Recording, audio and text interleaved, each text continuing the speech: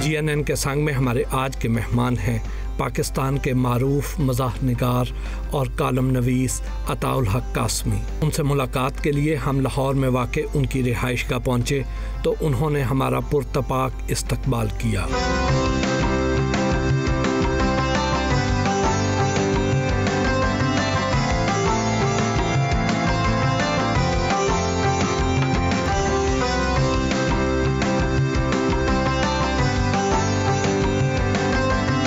कासमी साहब, कैसे हैं आप? अल्हम्दुलिल्लाह। सबसे पहले तो ये बताएं, ये सुर्खो सफ़ेद रंगत और इस सदाबहार खूबसूरती का राज क्या है? अब देखें जी, ये जुमला आप कह रहे हैं, काश कोई खातून कहती है।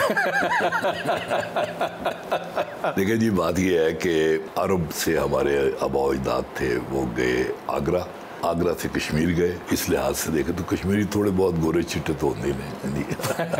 आप नॉन प्रैक्टिसिंग पीर, शायर, ड्रामा नवीस, उस्ताद, मज़ार निगार और सफ़ीर हैं। नॉन ब्यूरोक्रेटिक ओहदों पर भी तैनात रहे हैं। इन सब में से आपके लिए कौन सा हवाला सबसे ज़्यादा मोतबर है? पहले तो मुझे बहुत मज़ा आया ये नॉन प्रैक्टिसिंग पीर का। मेरा जो बुनियादी हवाला जो है ना, वो मिज़ाह निगार का ही मुझे पसंद है, क्योंकि कॉलम भी जो मेरा है वो मिज़ाह का एक होता है, उसमें संजीदा भी लिखता हूँ लेकिन ज़्यादातर मिज़ाह निगारी है। बाकी दूसरे शोबों में गया मैं, वो सारे शोबे मुझसे तकरीबन मुंसलिक थे। मसलन अगर मैं अलहमरा का चेयरमैन बना तो वो मेरा शोबा था, मैं PTV का चेयरमैन बना वो भी मेरा शोबा ही था। अच्छा, मैं कॉलेज का एसोसिएट प्रोफेसर था। एक ही लिंक था सारे का सारा। मेरे लिए सिर्फ एक जो मुख्तलिफ था वो एम्बेसडर होना था, लेकिन एम्बेसडर मैं ऐसे मुल्क में बना था जहाँ ज़्यादा डिप्लोमेसी की ज़रूरत नहीं थी, बल्कि दूसरे काम थे ज़्यादा कम्युनिटी के। सबसे बड़ा मसला डायरेक्ट फ़्लाइट कोई नहीं थी पाकिस्तान से। जब मैं गया तो उन्होंने कहा जी अगर आप हमारा सिर्फ ये काम कर देना सारी उम्र याद रखेंगे। वो मैंने शुरू करवा दिया और भी फिर वहाँ मैंने बहुत काम किया। अब आप कभी नॉर्वे जाना हो तो सड़क पर राह चलते हुए किसी भी बंदे से पूछे कि यहाँ अताउल हक कासमी नाम का एक बंदा आया था तो वो आपको खुद बताएगा जी। अल्हम्दुलिल्लाह। कश्मीर के एक पीर घराने से ताल्लुक, लेकिन रूहानी सिलसिले को आगे बढ़ाने की बजाय आपने दुनियादारी अपनाई, तो क्या आप अपनी ख़ानदानी रिवायात से बागी थे? अब मैं अगर जब वजाहत करूँगा ना इस बात की, उसमें थोड़ी सी खुद सताई आ जानी है बिला वजह ही। रूहानियत जो है ना, दाढ़ी या बादात का नाम नहीं है, एक रूहानियत आपके अंदर होती है। और मैं फील करता हूँ कि शायद मैंने इस लिहाज से ख़ानदान से बगावत नहीं की। जैसे मेरे अब्बा जी थे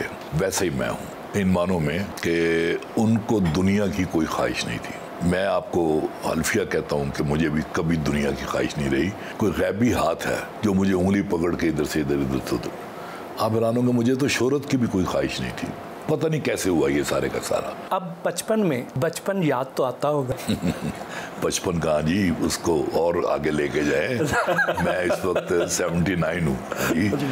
बचपन तो मुझे बहुत याद आता है जी। अब देखे ना, हालांकि उसमें याद करने वाली क्या चीज़ थी, यानी भूख नंग तो मैं नहीं कहूँगा, ना गुर्बत कहूँगा। सफ़ेद पोशी थी, 6 बहनें मेरी, 2 भाई। अब्बा जी की स्कूल टीचर थे वहाँ वजीराबाद में, तो थोड़ी सी तनख्वाह थी। ऐसा नहीं कि कमी नहीं थी, तरबियत ऐसी थी अब्बा जी की, हमें लगा कि हम ऐश कर रहे हैं। बिल्कुल बचपन की खूबसूरतियाँ मुझे याद है, मुझे बदसूरती कोई याद नहीं है, क्योंकि मुझे कोई चीज़ बदसूरत लगती ही नहीं थी। लड़कपन का ज़माना, उन दिनों किस तरह की शरारतें किया? ओफ, ये तो ना पूछे। बचपन की शरारतें तो खैर बिल्कुल पुठिया सीधी होती है सन, लेकिन कॉलेज के ज़माने में हमारा एक दोस्त था मरहूम इब्राहिम, बहुत शरारती था। एक दफ़ा मैं कोई 1 हफ्ता कॉलेज नहीं गया। हमारा एक दोस्त था मिर्जा क्लास फेलो, उसने मशहूर कर दिया कि जी अताउल हक कासमी की डेथ हो गई है। जो बड़े सारे अफसोस। मैं हफ्ते बाद जब आया तो कल गई यार होते मिर्जा तो यह कहता सी। मैंने कहा कोई बात नहीं। मैंने पूरा 1 साल इंतज़ार किया जी।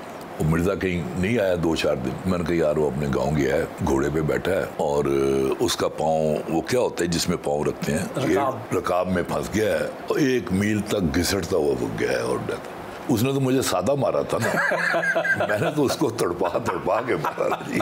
वो जो ज़िया था ना जी, वो मिर्ज़े का बड़ा करीबी दोस्त था। उसका तो बुरा हाल हो गया, उसके घर आना जाना था। वो गया, उनके घर गया, बेल दी तो उसका भाई बाहर निकला तो ये कहता बड़ा अफसोस हुआ और साथ आंसू। अच्छा, उनकी कहीं नानी फौत हुई थी। वो कहने जी अल्लाह को यही मंजूर था। मेरे साथ वो जाया करता था। क्या बॉडी थी उसकी, उन्हें क्या की उन्हें पढ़ के दे 2-4 लगाई हैं जी उसको। या इब्राहिम जो था, इनकी मिठाई की दुकान थी, मैं तो ओरिएंटल कॉलेज चला गया, तो ये जनाब बीए के बाद इसने छोड़ दिया। इसने क्या करना, गंदी सी धोती बांध के, मैला सा कुर्ता, पाँव में हवाई चप्पल, इसने आके ओरिएंटल को आ जाना। जब हम दोस्त लड़के लड़कियां खड़े होते थे, गप्पे मारे होते थे, इसने आगे ना चुप करके ऐसे मुअद्दब खड़े हो जाना। मेरी नजर पड़नी, तो मैंने कहा, ओ इब्राहिम तू किथे? बाबू जी ਤੁਹਾਡੇ ਵੱਲ कुछ पैसे रहंदे सन। मैं क्या बकवास ना कर, हाँ जी गरीब आदमी है, तुसी गाला कट सकते हो। अच्छा, आप अपना हक छीन कर लेने पर कायल, आखिर वो कैसा माहौल था जिसने आपको मुख्तलिफ सोचने पर मजबूर किया? जब मैं कहता हूँ ना कि अपना हक छीन कर लेना चाहिए, तो उस वक्त मैं अपनी बात नहीं कर रहा होता, मैं पाकिस्तान के गरीब अवाम की बात कर रहा होता हूँ। मैं ये कहता हूँ कि यार तुम लोग अपने हक के लिए सड़कों पर क्यों नहीं आते? तो मेरी उससे मुराद ये है कि अपना हक जो है ना वो छीन लेना चाहिए इन जालिमों से जो हर चीज़ पर काबिज हुए बैठे हैं। मैंने ज़िंदगी के 40 साल किराए के मकान में रहा हूँ, मैं मोटरसाइकिल पे रहा हूँ मैं, लेकिन खुश बेतहाशा। कसमियाँ कहता हूँ कि मुझे अपनी ज़िंदगी का एक दिन भी महरूमी का दिन याद नहीं है मुझे। आपकी शायरी में शरारत का पहलू नुमायाँ होता है कहीं कहीं। हाँ, ये सिलसिला कब और कैसे शुरू हुआ? ये ज़्यादातर जो है ना शरारत का पहलू कॉलेज के ज़माने का है। मसलन मुड़ मुड़ के अपनी सीट से वो देखती रही, लेकिन मुझे उतरना था अगले स्टॉप पर। झांका है फिर से चांद ने पेड़ों की ओट से, निकली हैं घर से लड़कियां ढोलक की ताप पर। अब तो मेरी वफाओं का आया तुम्हें यकीन, हर शख्स कह रहा है कि बच्चा है बाप पर। जब मैं था ना जी नवाए वक्त में, तनख्वाहें बस कभी मिलती थी कभी नहीं, लेट हो जाती थी, तो मैंने 5 शेर कहे उस ज़माने में कि कल रात कर्ज़खाहों को मुश्किल से टाल कर दफ्तर जो पहुँचे सब ने दी तनख्वाह की खबर। तनख्वाह लेने पहुँचे तो बोला ये कैशियर, फ़िलहाल कितने पैसों में हो जाएगी गुज़र। मैंने कहा कि मेरा तो जीना अज़ाब है, हाथों से कर्ज़खाहों के मट्टी ख़राब है। हंस के कैशियर ने मेरी दास्तान सुनी, फिर ये दिया जवाब कि अब छोड़ शायरी, बनते हैं 400 तेरे फ़िलहाल 4 रख, व्यवस्था रह शजर से उम्मीदें बाहर। जब मैंने इसकी कापियाँ करा के तकसीम करवा दी, एडिटर को भी भिजवा दी, उसके बाद 3-4 महीने तक तनख्वाह वक्त मिलती रही।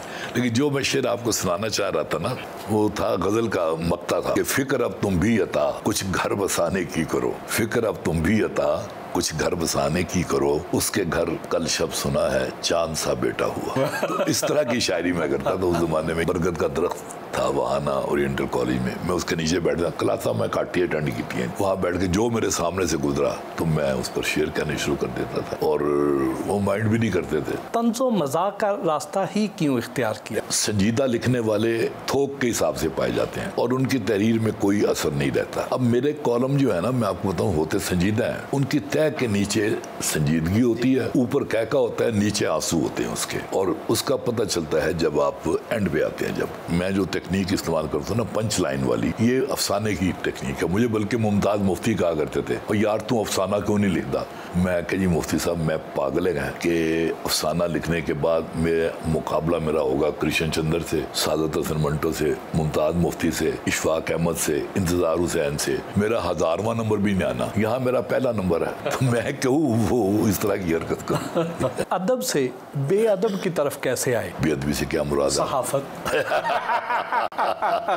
ऐसे आपने कोई मान से बड़ा सही लफ्ज़ इस्तेमाल किया। आजकल तो वाकई जो सहाफत है ना, वो बेअदबी है, यकीन करें आप। मैं बाकायदा अपने आप को सहाफ़ी समझता नहीं, मैं कॉलमिस्ट हूँ। मैं कॉलमिस्ट भी ऐसा कि जो संजीदा नहीं लिखता कॉलम, चुनाचे मैं उस बेअदबी की तरफ कभी गया ही नहीं। कड़वी से कड़वी भी बात जो कहनी हो ना, वो उसको मैं शुगर कोटेड करके मैं बयान करता हूँ उसको। आपका हमेशा से झुकाव नून लीग की तरफ ही रहा, क्या सहाफत में जानबदारी सहाफती इक़दार के मुनाफी नहीं?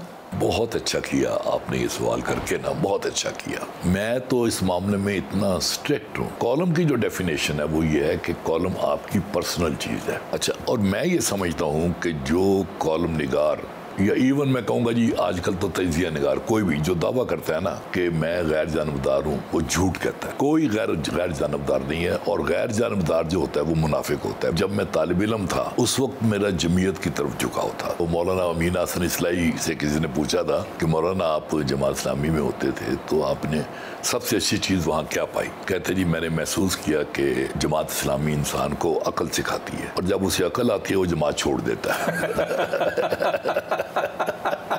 एक तरफ तो आप जनरल ज़िया के खिलाफ थे, हाँ जी, लेकिन उसी की गोद में पले हुए नवाज शरीफ के लिए मोहब्बत बेनज़ीर है आपके लिए। एक चीज़ तो मुस्तकिल है ना, जमहूरियत। एक दौर भी मेरी ज़िंदगी में ऐसा नहीं आया जब मैंने आमरीत की हमायत में एक लफ्ज़ भी लिखा हो। जब तक तो मियाँ साहब चीफ मिनिस्टर थे और ज़ियाउल हक के ज़ाहिर परवरदा थे, उस वक्त तक मैंने उनको बिल्कुल नहीं। मैं उनके साथ उस वक्त हुआ हूँ जब वो खड़े हुए हैं उन छुपी हुई ताकतों के सामने जो हमारे सारी किस्मतों के फैसले करते हैं। आज भी मैं कहता हूँ कि अगर मियाँ साहब कोई ऐसा रास्ता इख्तियार करेंगे जो माजी में कभी उन्होंने किया था तो मैं उनको छोड़ दूंगा। मैं जो एक होती है मौका परस्ती कि मियाँ साहब जब तक तो इख्तिदार में है उनके साथ, जब वो इख्तिदार में नहीं है तो फिर किसी और के साथ, वो आप मेरी ज़ात में नहीं देखेंगे कभी भी, अल्हम्दुलिल्लाह। तो इसलिए मेरा ज़मीर साफ है बिल्कुल। मैंने ज़िंदगी में करोड़ों रुपयों की ऑफर मैंने ठुकराई है। मैं तो कहता हूँ कि इवन हलाल की भी कमाई हो ना, इतनी कमाई की कोई ज़रूरत नहीं। आप अपनी ज़रूरत के पैसे रखें, बाकी बांट दें। आपने मुआशरती नाहमवारियों के खिलाफ कलम उठाया बहुत, लेकिन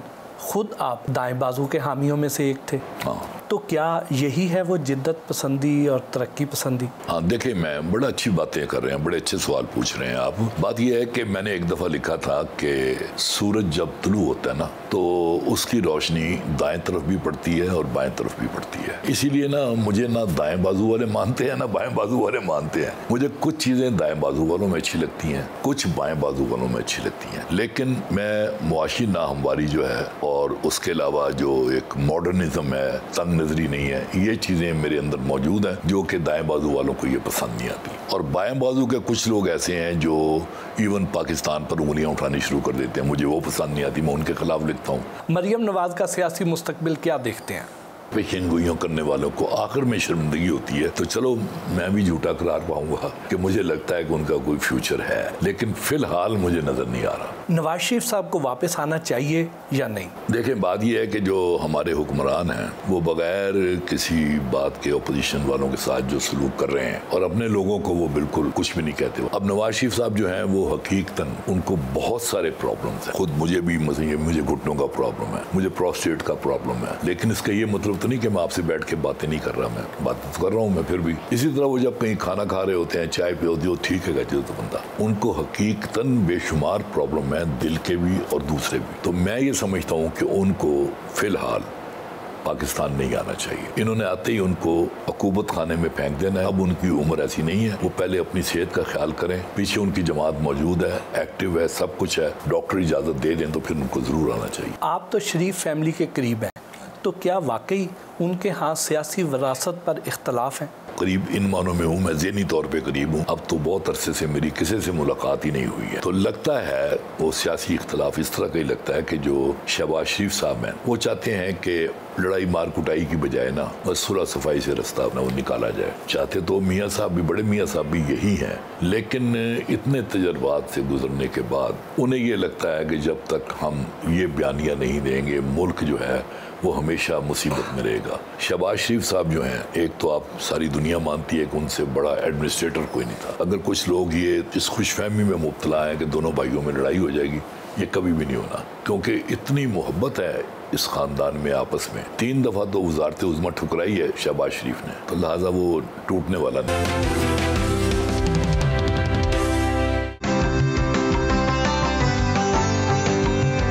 अताउल हक कासमी की अहलिया रूबी शहनाज कासमी से भी खुशगवार गुफ्तगू हुई। कासमी साहब, आपने तो बहुत ज़्यादा मसरूफ़ ज़िंदगी गुजारी। हाँ जी। तो फैमिली को वक्त कैसे दिया? वैसे जी, let me confess one thing कि मेरी बीवी जो है ना जी, इसने मेरा बहुत हाथ बटाया। यानी बच्चों की तालीम और तरबियत, उनको स्कूल से लाना, स्कूल में वगैरह वगैरह सारा ये काम करती रही है। ये नहीं कि बच्चों को मैं टाइम नहीं देता था, नहीं, इसने बच्चों की तालीम पे बड़ा किया। माशाल्लाह तीनों के तीनों कहीं के कहीं पहुंच गए हैं वो। लेकिन मैं कोई घर से बेखबर भी बिल्कुल नहीं रहा कभी भी। हाँ, एक बात जो मैं और कहना चाहता था, जिसके लिए मैं वाकई दिल से ममनून हूँ, कि आपको मेरी जितनी किताबें नजर आ रही हैं, जितने ड्रामे मेरे चले हैं टीवी पे, इसने इस मामले में कमाल रोल अदा किया है। जब मैं लिखने बैठता था, मैं किसी बच्चे को उतराने की इजाज़त नहीं थी, बिल्कुल शोर मचाने की इजाज़त नहीं थी। कोई रिश्तेदार भी आ गया अगर तो कहें जी ऐसे नहीं, वो अपना काम करने। तो ये मैं रियली ओब्लाइज्ड। बल्कि जो फ़ोन आते थे उस ज़माने में तो लैंडलाइन फ़ोन होता था, तो सारे झूठ मैंने ही बोले हैं। वो गुनाह सारे मैंने कमाए। यानी ये जो जितनी अच्छी तख्लीकात हैं उसमें बैकएंड पे जो संभाला है जिम्मेदारियों को, वो भाभी ने संभाला। बिल्कुल जी, बिल्कुल सही बात है। ये ना निभाती तो फिर मैं कोई और शादी करती। वो सारे वक्त इनको क्या से कहता ना, हसरत ही नहीं। मेरे ख्याल में हर आदमी को ये हसरत होती है। लेकिन हसरत उन चोबे है जो बिन के लिए मुरझा गए। भाभी, जैसे कासमी साहब की बहुत ज़्यादा ट्रैवलिंग होती हैं, इनका और दूसरी मसरूफियात भी होती हैं, तो आपको शिकायत तो होती होगी कि ये फैमिली को और बच्चों को उस तरह टाइम नहीं देते हैं? नहीं, मेरे ख्याल में टाइम देते थे, जो भी था क्वालिटी टाइम दिया है इन्होंने बच्चों को ना। मैंने उनका एजुकेशन पे ज़्यादा स्ट्रेस किया है। मुझे ये था कि भाई उनको एजुकेशन जो है उसमें कोई कमी ना रह जाए। खुद भी माशाल्लाह ये कॉलेज ऑफ होम इकोनॉमिक्स से रिटायर हुई। मैं वहाँ प्रोफेसर थी, तो इस वजह से मेरी ये था, मैं कह जी दूसरों के बच्चों को पढ़ाते पढ़ते अपने बच्चे कहीं निकम्मे ही ना रह जाए फिर। कासमी साहब, आपका 1000 साल पुराना रूहानी विरसा है। जी अल्हम्दुलिल्लाह जी। बच्चों में इसे कैसे मुंतकिल किया? बच्चों में देखें जी, मेरे सारे बच्चे जो है ना अल्हम्दुलिल्लाह, वो ये नहीं है कोई खुदा ना खास्ता कोई मुलिद हों, उन्होंने सब ने कुरान पढ़े घर में, पूरे सब ने, और दीनी तालीमात भी जितनी हो सकती हैं। लेकिन ये है कि मैं इस मामले में किसी किस्म के जबर का कायल नहीं हूँ। वैसे भी हमारे कहते ला इकराह फिद्दीन, कि दीन में कोई जबर नहीं है। जो तो वो जिस रास्ते को मुनासिब समझते हैं। देखे ना, यासिर बेटा भी जो है अपने सही राय पे है, रास्ते पे है। उमर बेटा भी अपने सही रास्ते पे है। अली जो है वो ज़रा डिफरेंट है, वो हो गया है, सारी उम्र उसकी तकरीबन यूरोप में गुजरी, वो हो गया है जैसे यूरोपियन नहीं होते, इट्स माई लाइफ। सुनाचे उसने इतनी बड़ी दाढ़ी रख ली हुई है, इतनी बड़ी दाढ़ी, बड़ी लालचे नहीं मैंने उसे कि यार छोटी करा ला थोड़ी जी, मतलब वो, लेकिन वो जैसे नहीं है, फिलोसफर नहीं होते, जस्ट लाइक दैट। और पजामा पहनता है, कुर्ता पहनता है, वो सूट पहनने भी छोड़ दिए उसने। हाँ, तो उसकी अपनी मर्जी है, ठीक है। इतनी मसरूफ ज़िंदगी में से शादी के लिए वक्त कैसे निकाला है? शादी जी, ये तो तब इतनी मसरूफियत नहीं थी, उन्होंने कहा चलो अभी कम कर लो। नहीं, मसरूफियत खैर उस ज़माने में भी थी, क्योंकि मेरी शादी में मजीद निज़ामी साहब भी शरीक हुए थे, और आगा शोरश कश्मीरी भी शरीक हुए थे, और डॉक्टर तबस्सुम कश्मीरी भी। तो वो इतने बड़े बड़े जो लोग शरीक हुए थे, तो जाहिर है कि मैं कुछ कर ही रहा था, मैं वेलियाँ नहीं सिखा रहा। बचपन से ही शादी का शौक था आपको? कभी भी नहीं रहा। मैं जब जा रहा था ना 1970 में अमेरिका, तो मैंने कहने लगी पहले शादी कर लो तो फिर जाना। मैं कि फिर जान दा की फ़ायदा। अच्छा, तो उन्होंने मुझसे वादा लिया कि आप वहाँ किसी मेम से शादी नहीं करेंगे। वापस आया तो मैंने कहा जी मैं हाज़िर हूँ, शादी कर दें। कहने लगे कहाँ? मैंने कहा जहाँ मर्जी कर दें। भाभी, आप कासमी साहब की तहरीरें पढ़ती हैं? हाँ जी, बाकायदगी से, कॉलम तो बाकायदगी से। फीडबैक भी देती हैं? जी, फीडबैक भी देती हूँ, बल्कि अगर मतलब बुरा हो तो लाजमी देती हूँ। फिर रिस्पांस कैसा आता है? नहीं, रिस्पांस भी अच्छा होता है उनका। मानते हैं कि अगर मैंने जो उसको तनकीद की है तो मैंने सही की है। आपने कभी बेगम के लिए भी शायरी की? मैं तो यही कहना कि सारी शायरी तेरे वाले। आपको यकीन आ जाता है इस बात पे जी? नहीं, मेरे लिए शायरी नहीं की इन्होंने। नहीं की ना? देख लो। देखिए, ये तो उसका बयान है ना। जो मुंह पे बात की जाए वो तो सही होती है। बिल्कुल, मैंने भी मुंह पे बात की। घर से दफ्तर के लिए रवाना हुए।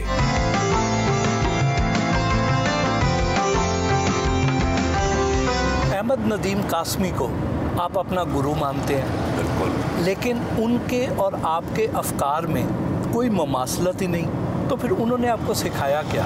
उन्होंने मुझे इंसान से मोहब्बत सिखाई। उनकी मशहूर नज़म भी है, इंसान अजीम है खुदाया। वो भी बहुत इंसान दोस्त थे, और मैं समझता हूँ कि मेरे अंदर भी थोड़ी बहुत ये चीज़ मौजूद है। सच्ची बात ये है, उन्होंने लिखना ही मुझे सिखाया। जब मैं अमेरिका से आया हूँ तो मैंने अपना अपना सफ़रनामे की एक किस्त लिखी, शौक़ आबार की के उन्वान से। फ़नून तो ज़ाहिर है कि इंडो पाक का सबसे बड़ा अदबी पर्चा था जो रेगुलरली आता था, वो मैं उनको दे आया। अब मुझे हौसला ना पड़े कि मैं उनसे जाके पूछूं उसके बारे में कि इतना बड़ा अदीब है। तो मेरी पहली तहरीर एक तरह किया था। कुछ 20-25 दिन जब गुजर गए ना, तो मुझे एक दोस्त मिला, कहने लगा यार बड़ा कमाल का जुमला है तुम्हारा, वो जो सफ़रनामा तुमने लिखा है। फिर एक और मिला, 5-7 लोगों ने जब कहा तो मैं हैरान, फ़ोन किया, मैंने कहा फ़नून छप गया है? किसी से पूछा मैं? कहने लगा नहीं। मैंने कहा फिर ये तुम्हें इसके जुमले कैसे याद? कहता है आजकल नदीम साहब ने वो हमारा सफ़रनामा ना ऐसे खोल कर रखा होता है और जो आता है उसमें से फिक्र सुनाते हैं कि देखो कैसे खूबसूरत जुमले लिखे हैं। अच्छा, अब जाहिर है कि मेरा दिल कितना बड़ा हो गया होगा। आप तदरीसी शोबे से भी वाबस्ता हैं। आपने जिन लोगों से अदब सीखा, क्या वो सीख आप अपने तलबा तक मुंतकिल करने में कामयाब हो पाए? काफ़ी हद तक मेरी कोशिश तो यही होती थी। उनको मैं पढ़ाता भी, मैं उनको लिटरेचर ही था, तो वो बड़े शौक से मेरी क्लास अटेंड करते थे। इसमें मैं समझता हूँ कि मैंने जो मेरा फ़र्ज बनता था ना, वो मैंने पूरा किया। लेकिन अब इसका क्या इलाज है कि एक दफ़ा मैंने एक कुल्फ़ी ख़रीदी बाज़ार से, तो पैसे ना ले। मैं कहने लगा नहीं सर, मैं आपका शागिर्द हूँ और आपके दुआओं और तरबियत के नतीजे में इस मुकाम तक पहुँचा हूँ। हमारे यहाँ औरतों ने हर शोबे में अपना लोहा मनवाया, मगर मज़ाह निगारी में औरतें क्यों पीछे हैं? ये आपने बिल्कुल सही बात कही है, बिल्कुल ना, क्योंकि मुझे लगता है कि औरतें पैदाइशी तौर पर घरेलू काम वगैरह, घरेलू बातें, चुगलियाँ वगैरह, वो उनका शायद ये शोभा नहीं है। बल्कि आप कई दफ़ा तो उन्हें कोई लतीफ़ा सुना के भी पछताते हैं। लतीफ़ा आपका ख़त्म हो जाता है, वो पूछते हैं फेर क्यों है? उनका ख्याल ये होता है कि जब लतीफ़ा ख़त्म होता है तो फिर पता करने, दूसरे को बताने के लिए सीटी बजती है कि लो जी लतीफ़ा ख़त्म हो गया है।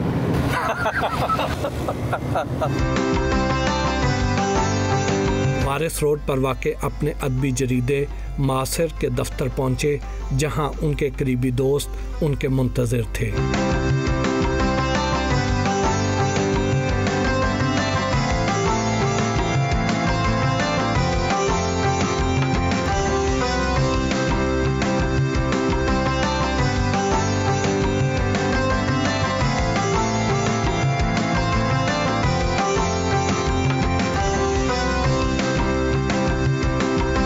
तकल्लुफ़ रिवायती लाहौरी खानों से मेहमानों की तवाज़ो की गई।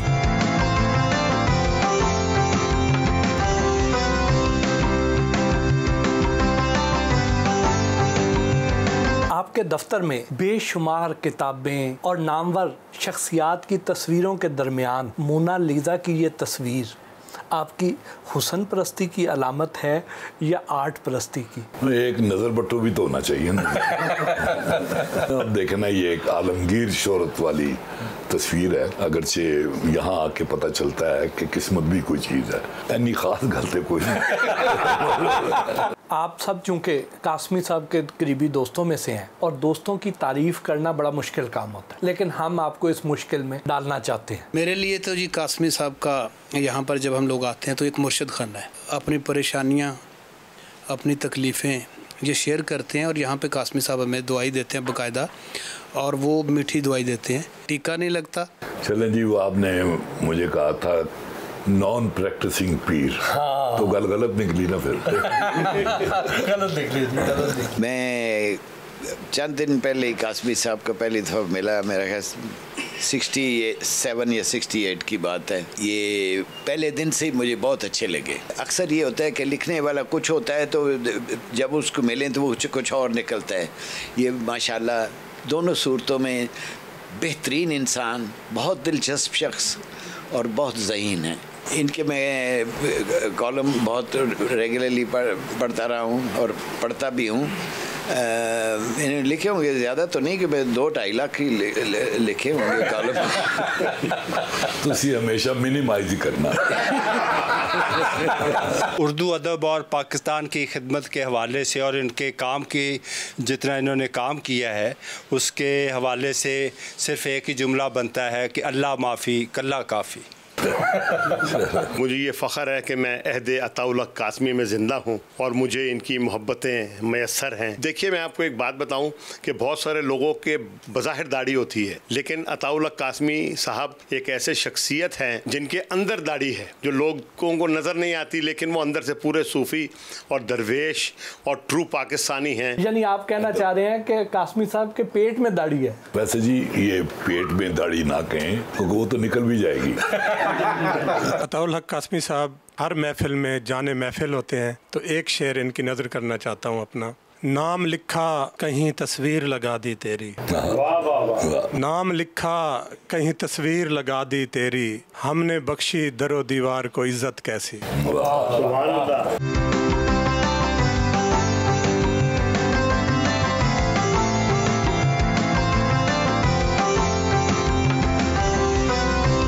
करीबी और हम ख्याल सहाफ़ी दोस्त मुजीबुर रहमान शामी से मुलाकात के लिए उनके अखबार रोज़नामा पाकिस्तान के दफ्तर गए।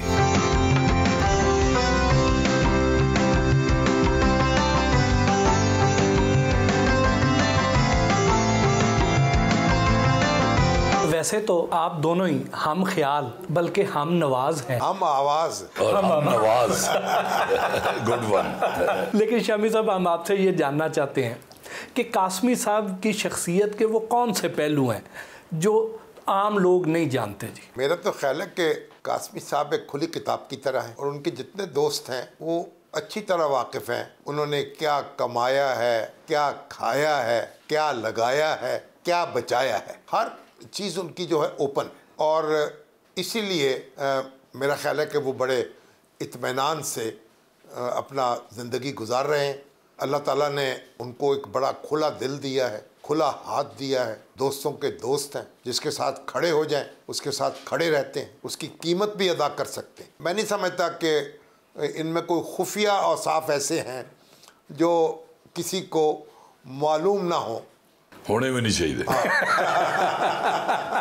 इनका जो दस्तरखान है ना, उसी तरह से इनकी शख्सियत। कोई ऐसी याद शेयर कीजिए ना जो आम लोग नहीं जानते। जी, जब ये एम्बेसडर मुकर्रर होने वाले थे, खबर फैल रही थी कि ये एम्बेसडर मुकर्रर होंगे, अक्सर दोस्त इनको मशवरा देते कि आप बिल्कुल कबूल ना करें। जब भी किसी दोस्त से मिलते, ये फिर मेरे से बात इनकी होती, मैं इनको फिर खड़ा करता, ढारस बंधाता, भाई कुछ नहीं है। मैं जाना नहीं चाहता था। अवलन तो आप सफीर पाकिस्तान होंगे, जिस हुकूमत के आप हामी हैं, जिसको लाने में, आगे बढ़ाने में आपने किरदार अदा किया है, उसी के दौर में अगर आप सफीर बन जाएंगे तो उसमें कोई क़यामत बर्पा नहीं हो जाएगी।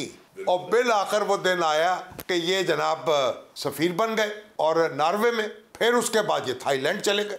कासमी साहब जो हैं वो ऐसे शख्स हैं जिनसे मोहब्बत की जानी चाहिए और बल्कि इन्हीं से की जानी चाहिए। कभी इनका कॉलम पढ़कर आपने इन पर तनकीद की हो, कभी नज़रियाती इख्तलाफ हुआ हो?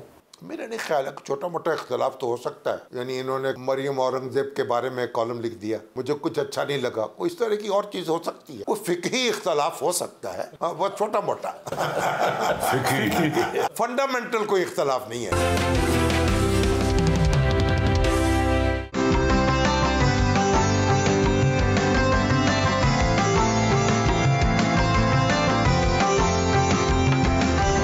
अपने बेटे यासिर पीरजादा से मिलने गुलबर्ग में वाक़े उनके घर पहुंचे तो उन्होंने दरवाजे पर इस्तकबाल किया।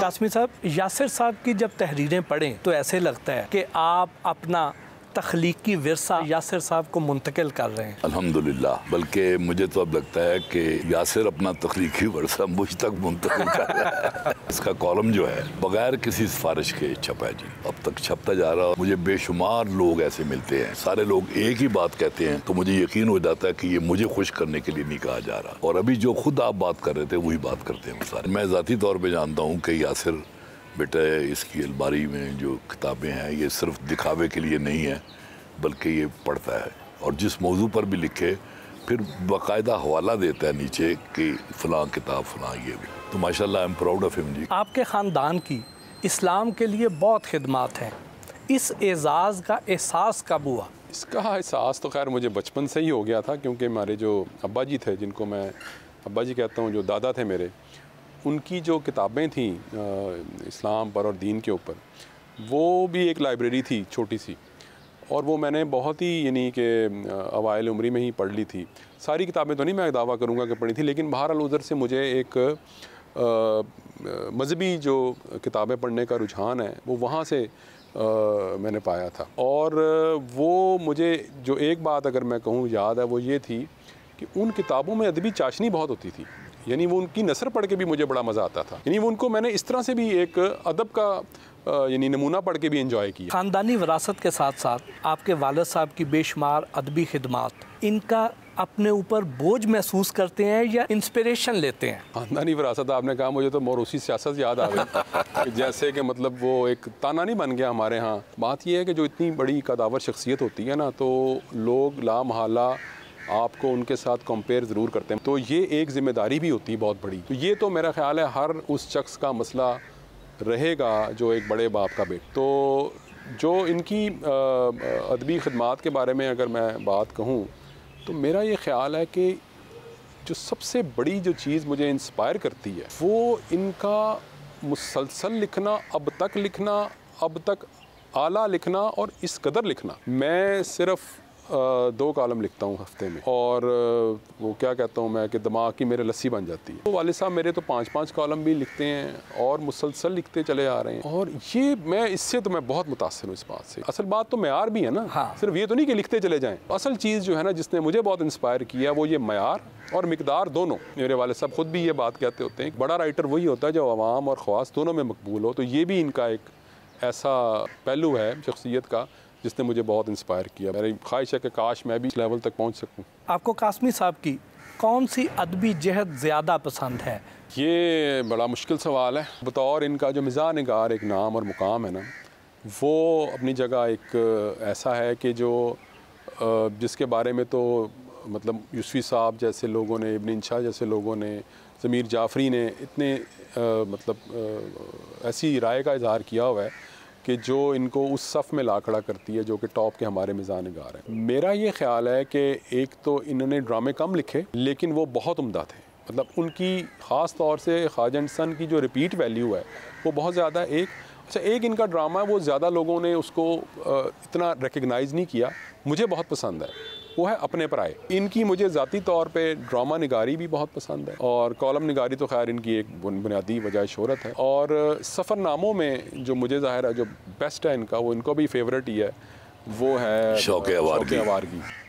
और अगर मैं मिज़ाह की किताबों में से कोई अगर रैंकिंग करना चाहूँ इनकी, तो मुझे ज़ाती तौर पे, मुझे नहीं पता इनकी पसंद क्या है, लेकिन मुझे ज़ाती तौर पे जो वसीयत नामे है किताब इनकी, वो बहुत उम्दा है। कभी वालिद साहब की राय से इख्तलाफ तो होता होगा बहुत दफ़ा, तो ऐसे में क्या करते हैं? इख्तलाफ करते हैं। वालिद साहब का रिस्पांस कैसा होता है? ये बात सुनते हैं, दलाइल भी देते हैं, दलाइल भी सुनते हैं, लेकिन मेरा ये ख्याल है कि इस तरह इस जगह पहुंच के ना अब इंसान के ख्यालात बहुत फिक्स्ड हो जाते हैं। अच्छा, मैं मतलब मुझे अगर इजाज़त दें, बात ये है कि यासिर जो कुछ लिखता है ना, मुझे उससे इख्तलाफ कोई पैदा नहीं था। खुद मेरे अपने ख्यालात यही है, बिल्कुल यकीन करें, ये मैं बरमला बात कह रहा हूँ। सिर्फ ये होता है कि ये बात कैसे कहनी चाहिए, कंटेंट से मुझे कोई इख्तिलाफ नहीं। वो मेरा ख्याल है मिजाज का फ़र्क है। मैं ज़रा ब्लंट हूँ। हाँ बिल्कुल। तहरीरों में भी कभी कभी इसकी झलक आ जाती है, हालांकि मैं अपनी तरफ से बड़े ख्याल करके लिखता हूँ अभी।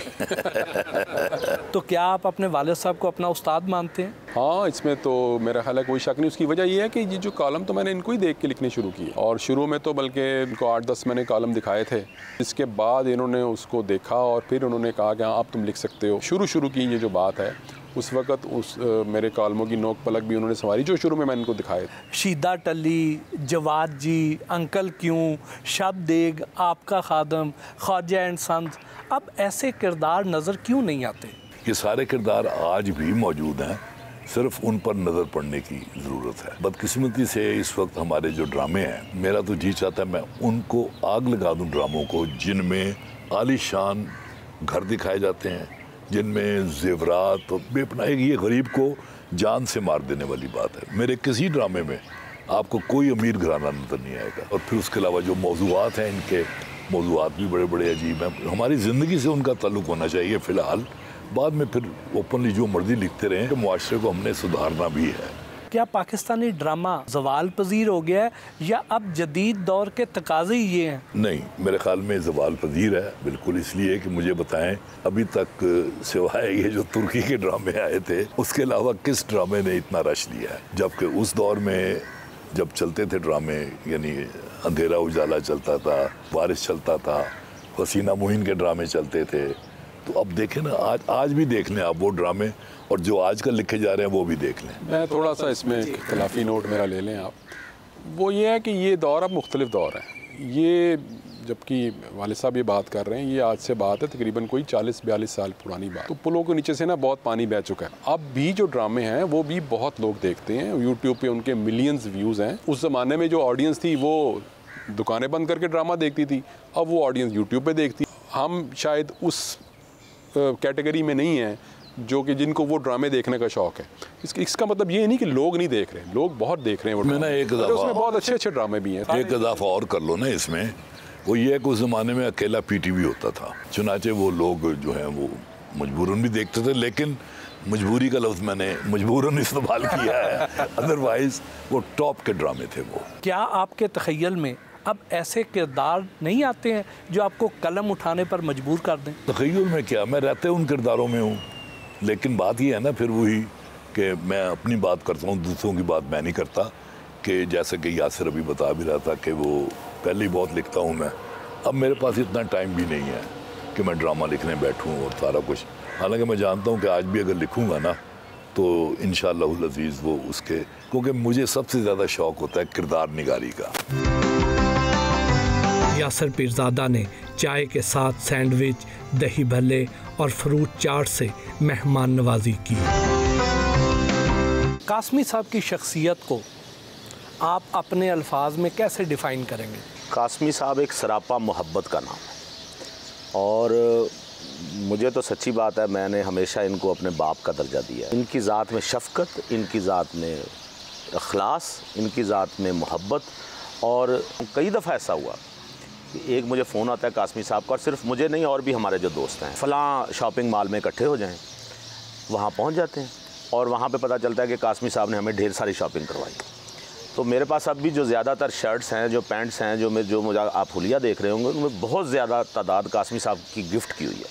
तो इनकी शख्सियत में मिलनसारी बहुत ज़्यादा है, और इनकी शख्सियत में जो सबसे पुरलुत्फ़ पहलू है वो है मज़ाक। मसलन एक महफ़िल में हम गए, एक मुशायरा था।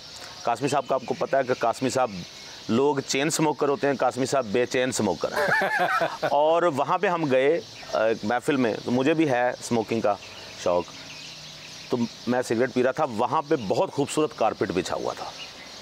अच्छा, मैंने सिगरेट पी के आपको जगह ना नज़र आई बुझाने की, तो मैंने नज़र बचा के कारपेट उठाया, उसके नीचे सिगरेट बुझा के वापस कारपेट रख लिया। पीछे से अचानक कासमी साहब नमूदार हुए, तो गुस्से से मेरी तरफ देखा, कहने लगे ये सिगरेट तुमने अपना कहाँ बुझाया है? मैं डर गया, मैंने कहा ये तो मैं पकड़ा गया हूँ। थोड़ी देर मैं चुप रहा, फिर इन्होंने ज़ोरदार आवाज़ में कहा सिगरेट तुमने अपना कहाँ बुझाया है? मैंने कहा जी कारपेट के नीचे बुझाया, सॉरी। इन्होंने अपना सिगरेट मुझे दिया, कहने ए भी उत्थे बुझा दे।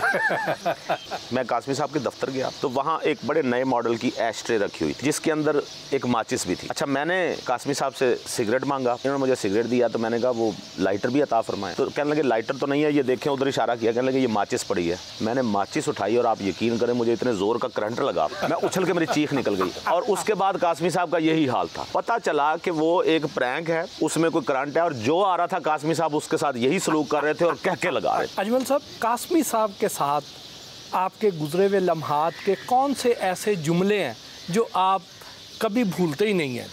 ये तो खैर बहुत मुश्किल सवाल हो जाएगा, क्योंकि अनगिनत जुमले हैं। मैं आज से कोई 22 साल पहले इनसे मेरी मुलाकात हुई।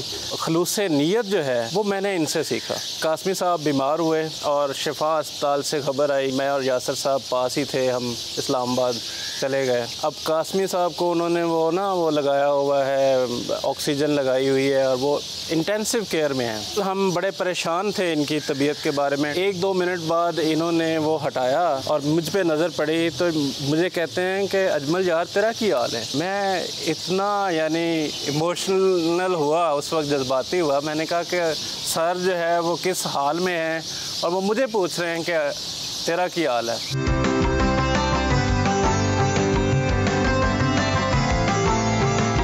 शाम को करीबी साथी और मारूफ कार्टूनिस्ट जावेद इकबाल से मिलने गए, जहां अताउल हक कासमी और जावेद इकबाल की दिलचस्प गुफ्तगू के साथ साथ हाई टी का भी एहतमाम था।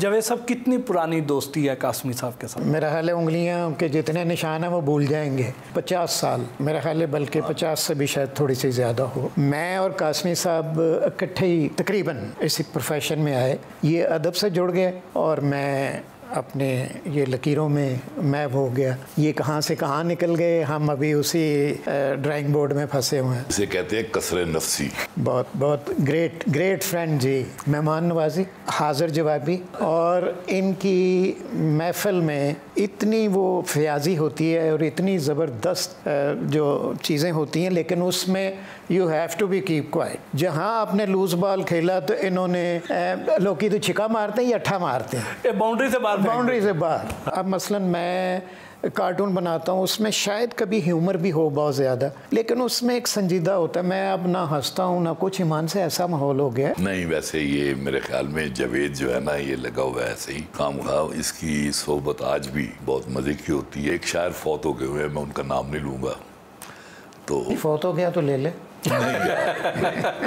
वो एक सदा दे के मैं लौट आया था, उसने अंदर से जब ये कहा कौन है। जावेद साहब के जो कार्टून होते हैं उन पे कभी एतराज़ तो होता होगा? इसके कार्टून मैं तो हैरान होता हूँ कि अल्लाह ताला ने इसको इतना बड़ा खजाना दे दिया है, वो ख़त्म होने में नहीं आता जी।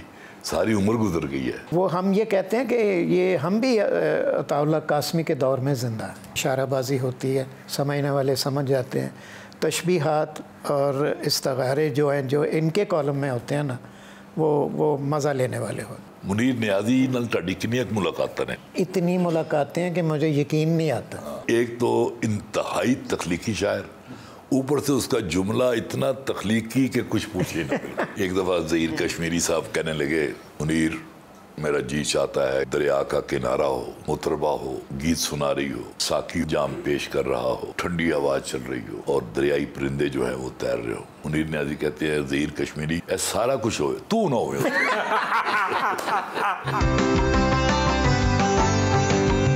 अताउल हक कासमी से हल्की फुल्की गपशप भी हुई।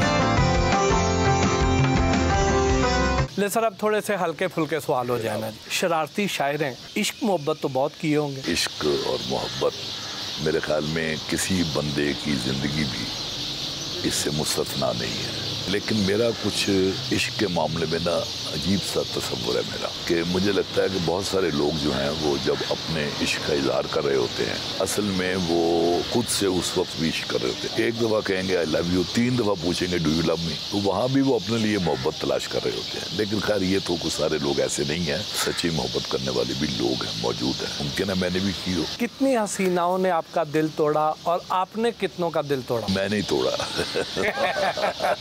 उसकी वजह यह है कि मैं पहल करने वालों में से हूँ ही नहीं। कभी जिंदगी में इश्क मोहब्बत ने संजीदा भी किया?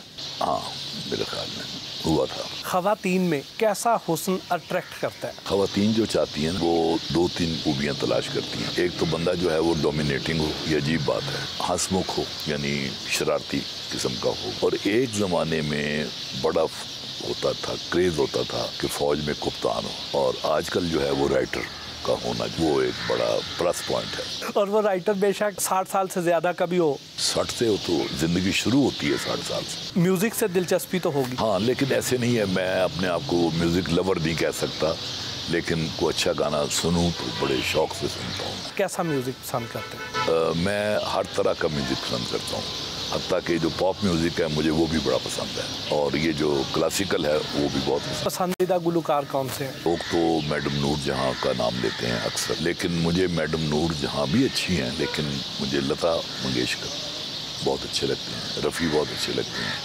और उधर मुझे नुसरत फ़तेह अली बहुत अच्छे लगते हैं। इन लोगों के पसंदीदा गाने कौन से? एक गाना है, मुझे उसके बोल हमेशा भूल जाते हैं, उसका एक मिसरा है कि मंजर बदल जाता है, ये ज़िंदगी और मौत के बारे में है कि हम एक चीज़ से प्यार कर रहे होते हैं और वो चीज़ फिर वो मंजर बदल जाता है। वो गाना जब कभी लगता है तो मैं ज़ारो कितार रोता हूँ। मुझे अपने अब्बा जी याद आ जाते हैं। मुझे इश्क था अपने वालिद से, वो मैं कई दफ़ा मैंने अपनी गाड़ी में भी रखा हुआ है। जब रोने को जी चाहे, और रोना भी एक कथारसिस होता है बंदे का। आप मियाँ साहबान के काफ़ी करीब हैं, उनके बारे में कोई ऐसी बात बताएं जो बहुत कम लोग जानते हो। ये तो सारे जानते हैं ना कि मियाँ साहब को मौसीकी बड़ी पसंद रही है। मैं जद्दे में था एक दफ़ा, तो मैंने कहा मियाँ साहब सुने आपको क्लासिकल मौसीकी का भी है? कहते हाँ है। मैं कि एक मुखड़ा या कोई जैसे होता है ना बाकायदा, वो मुझे सुनाया, जो मेरे ख्याल में शायद ही किसी ने सुना हो। नहीं सर, अब हमारा एक सेगमेंट है rapid fire. One word for Asghar Nadeem Syed. He is a wonderful writer and a wonderful friend. Amjad Islam Amjad, my old friend. Anwar Masood. Anwar Masood मेरा उससे भी ज़्यादा पुराना दोस्त है। ज़फ़र इकबाल। ज़फ़र इकबाल इस वक्त इस अहद का सबसे बड़ा शायर है। खलीलुर रहमान कमर। ये मैंने इसका ड्रामा इत्तफाक है मैंने नहीं देखा, लेकिन मैंने लोगों को पागल होते देखा है इसके ड्रामे के पीछे। मुस्तनसर हुसैन तारड़। ये भी मेरा बड़ा पुराना दोस्त है, लेकिन इसमें अना यानी ईगोइस्टिक बहुत ज़्यादा है। बल्कि एक दफ़ा मैंने इसकी साथ तकरीब थी, तो मैंने कहा कि उसमें लिखा मैंने कि मुस्तनसर हुसैन तारड़ में नरगसियत बहुत ज़्यादा है। तो मैंने उसे कह भी दिया एक दिन, मैंने कहा यार तुम में नरगसियत बहुत है। तो सोच में पड़ गया, कहने लगा नरगस, हाँ वो भी थी एक। सर बहुत बहुत शुक्रिया। आपका भी बहुत शुक्रिया। आपके साथ सारा दिन गुजारा, बहुत अच्छा लगा।